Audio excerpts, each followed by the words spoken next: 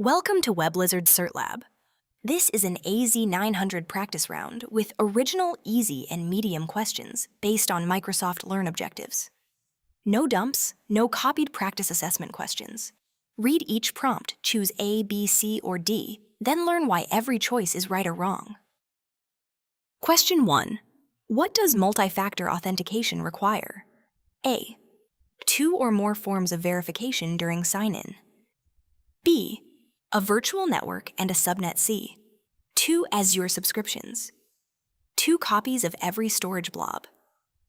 Choose your answer now. The correct answer is A. 2 or more forms of verification during sign-in. A. Correct. Multi-factor authentication means the sign-in requires more than one type of proof, such as something you know plus something you have. That extra factor makes stolen passwords much less useful by themselves. B.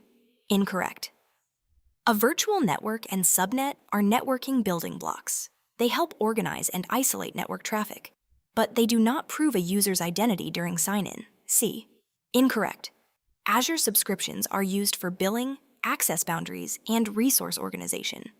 Having 2 subscriptions does not make a sign-in multi-factor. Incorrect. Multiple copies of blobs are about storage redundancy and durability. That protects data availability, not user authentication. Exam takeaway. This maps to 2.4. Describe Azure identity, access, and security. Know the concept boundary, not just the answer letter. Question 2. A read-only lock is applied to a resource group. What should administrators expect? A. Authorized users can view resources, but modifications and deletions are blocked. All Azure policy assignments are removed. C. Cost analysis stops collecting data. The resources become free. Choose your answer now. The correct answer is A. Authorized users can view resources, but modifications and deletions are blocked. A. Correct. A read-only lock allows authorized users to view resources, but it prevents write and delete operations at the locked scope. That is useful when critical resources should not be accidentally changed. B. Incorrect. Azure policy assignments are separate governance controls. Applying a lock does not remove policies. In fact, locks and policy can be used together. C. Incorrect. Cost analysis is part of Microsoft cost management. A read-only lock does not stop Azure from collecting or showing cost data. D. Incorrect. Resource locks protect resources from changes or deletion. They do not make Azure resources free or change the billing model. Exam takeaway. This maps to 3.2. Describe features and tools in Azure for governance and compliance. Know the concept boundary, not just the answer letter. Question 3. What is the main purpose of an Azure budget? A. Automatically encrypt every storage account. Track spending against a defined amount and trigger alerts. Move resources to another region. Replace role-based access control. Choose your answer now. The correct answer is B. Track spending against a defined amount and trigger alerts. A. Incorrect. Encryption protects data confidentiality. Azure budgets are about tracking and alerting on spending, not automatically encrypting storage accounts. B. Correct.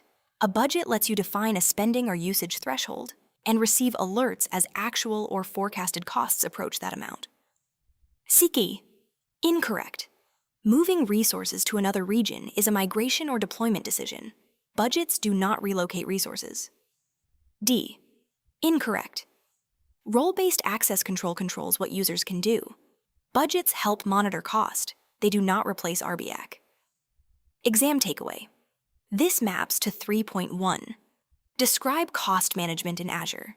Know the concept boundary, not just the answer letter. C. Question 4. A workload needs copies of data in a secondary Azure region for regional disaster resilience. Which redundancy category should be considered? A. Geo-redundant storage. B. Locally redundant storage only. C. One subnet per app tier. A single availability set. Choose your answer now. The correct answer is A. Geo-redundant storage. A. Correct. Geo-redundant storage options replicate data to a secondary Azure region. That helps protect data if a regional outage affects the primary region. B. Incorrect. Locally redundant storage keeps multiple copies in a single region. It is durable against local hardware failures, but not designed for regional disaster resilience. C. Incorrect. Subnets divide virtual network address space. They do not determine how Azure storage replicates data between regions. D. Incorrect. Availability sets distribute virtual machines across fault and update domains. They are for VM availability, not storage replication to a second region. Exam takeaway. This maps to 2.3. Describe Azure storage services. Know the concept boundary, not just the answer letter. Question 5. An administrator needs to run Azure CLI commands from a locked-down laptop without installing tools locally. What should they use? A. Azure Cloud Shell in a browser, a read-only lock, Azure Pricing Calculator. B. Microsoft Purview Data Catalog. Choose your answer now. The correct answer is A. Azure Cloud Shell in a browser. A. Correct. Azure Cloud Shell runs in the browser and includes Azure CLI and Azure PowerShell tools. It is ideal when you cannot install admin tools locally. B. Incorrect. A read-only lock restricts changes to Azure resources. It is a governance control, not a command line environment. C. Incorrect. The Azure Pricing Calculator estimates costs before deployment. It cannot run Azure CLI commands. D. Incorrect. Microsoft Purview helps with data governance and discovery. It is not the browser-based shell for Azure administration. Exam takeaway. This maps to 3.3. Describe features and tools for managing and deploying Azure resources.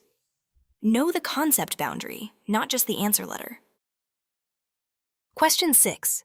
A team wants a managed environment for custom code and does not want to patch the operating system. Which service type fits best? A. IaaS, B. PaaS, SaaS, on-premises bare metal. Choose your answer now. The correct answer is B. PaaS. A. Incorrect. With IaaS, you typically manage the operating system, patches, and runtime configuration. That is more control, but more responsibility. B. Correct. PaaS gives developers a managed platform for custom applications. The cloud provider manages the underlying operating system and much of the platform. Incorrect. SaaS is a complete application consumed by users, usually through a browser. It is not usually where developers deploy custom application code. D.